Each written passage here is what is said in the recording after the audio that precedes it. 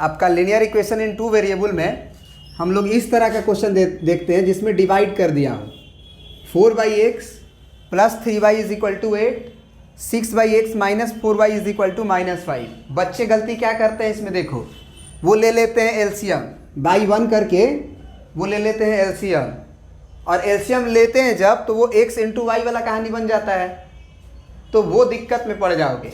उस तरह से करोगे दिक्कत में पड़ जाओगे।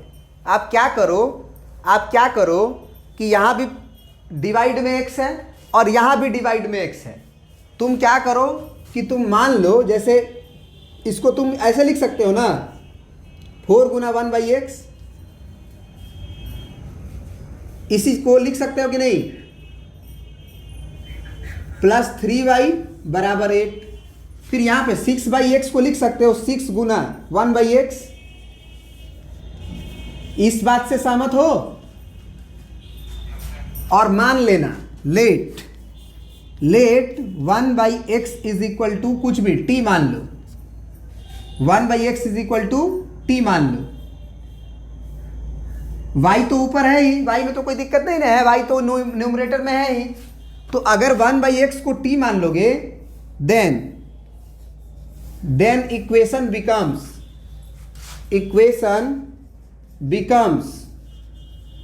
इक्वेशन क्या बन जाएगा?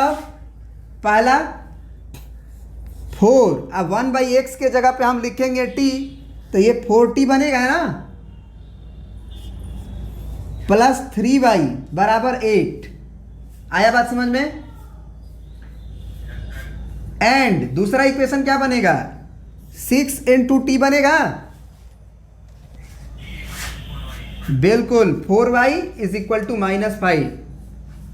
अब इसमें हमको इन्होंने ये नहीं बोला है कि आप किस मेथड से बनाओ, क्रॉस मल्टीप्लिकेशन से बनाओ, एलिमिनेटिंग से बनाओ, या सब्स्टिट्यूशन से बनाओ, कैसे बनाओ, इन्होंने कुछ नहीं बोला है। अब हमारा मन करता है हम जिससे बनाएं, ठीक है?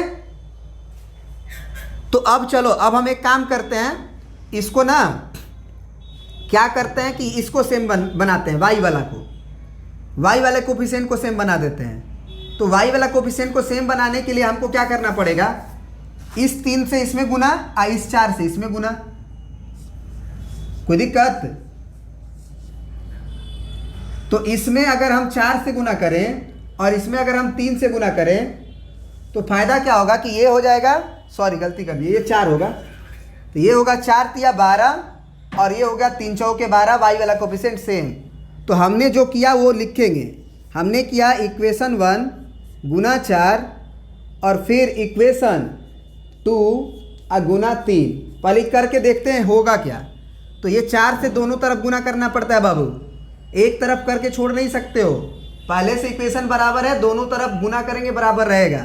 तो 4 चौके 16t, फिर 4 तिया के 12y और 8 चौके 32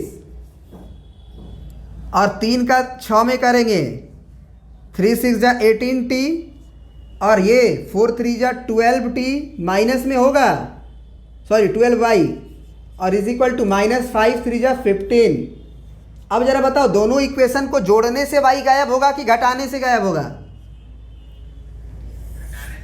नहीं, घटाओगे तो गायब नहीं होगा, गड़बड़ा जाएगा काम, क्योंकि घटाते हो तो यहाँ साइन चेंज करते हो ना। तो यहाँ पे क्या होगा जरा सोचो, ये माइनस माइनस प्लस हो जाएगा, अब 12y जुट जाएगा, तो गायब कहाँ हुआ? ऐड करेंगे, और ऐड करते हैं तो साइन चेंज नहीं होता है, प्लस माइनस माइनस ही रहेगा, प्लस माइनस माइनस ही रहेगा। मतलब जोड़ने से साइन चेंज नहीं होता है, जो है वही रहेगा। तो 16t और 18t प्लस में है, ये भी प्लस में जुट जाएगा, कितना हो जाएगा? 18 दूना 36, 34 होगा। और ये 12y कैंसिल आउट हो गया, और ये जुटेगा तो तुम्हारा हो जाएगा कितना? 12 में से 5 गया 7, और ये हो गया 2 में से गया 1, और ये 32 ज़्यादा है। तो t का वैल्यू कितना है बाबू? यहाँ से 34t का वैल्यू आया 17, इसका मतलब t का वैल्यू आया तुम्हारा 17/34। तो 17 कम 17, 17 दूना 34। t का वैल्यू अगर 1/2 आया, सुनना ध्यान से, t का वैल्यू अगर 1/2 आया, तो अगर हम लोग इक्वेशन 1 में t का वैल्यू रख दें तो क्या हमारा y आ जाएगा? तो यहाँ पे इक्वेशन 1 को इम्प्लाई करेंगे। इक्वेशन 1 को इम्प्लाई करने का मतलब होता है इक्वेशन 1 से कुछ कर रहे हैं। इक्वेशन 1 का इम्प्लाई होने का मतलब होता है इक्वेशन 1 को हम छेड़ रहे हैं। तो इक्वेशन 1 को कैसे छेड़ेंगे? ऐसे 4t plus 3y is equal to 8 और इस t के जगह पे 1/2 रखेंगे। तो 1/2 plus 3 into Y is equal to 8। 2 दूना के 4, ये हो गया 2। अब प्लस 3y बराबर 8। अब 2 को उधर भेजेंगे तो क्या होगा? 3y के बराबर 6 होगा। इसका मतलब y का वैल्यू कितना आ गया? 2। ये y का वैल्यू 2 आया। 3 दूना के 6। हमारा यहीं पे क्वेश्चन खत्म नहीं हुआ है। इन्होंने क्या बोल रखा है? Solve for x and y, यानी आंसर में आपको x बराबर लिखना है, y बराबर लिखना है। तो y बराबर तो तुमको 2 दिख रहा है, लेकिन क्या x बराबर कहीं है इसमें? अभी तक नहीं आया। तो चूंकि t का वैल्यू अगर 1/2 है और t का वैल्यू अगर 1/2 है और t किसके इक्वल है? माने हो ना t को, तो t 1/x के इक्वल है। तो t के जगह पे 1/x और इसका वैल्यू 1/2।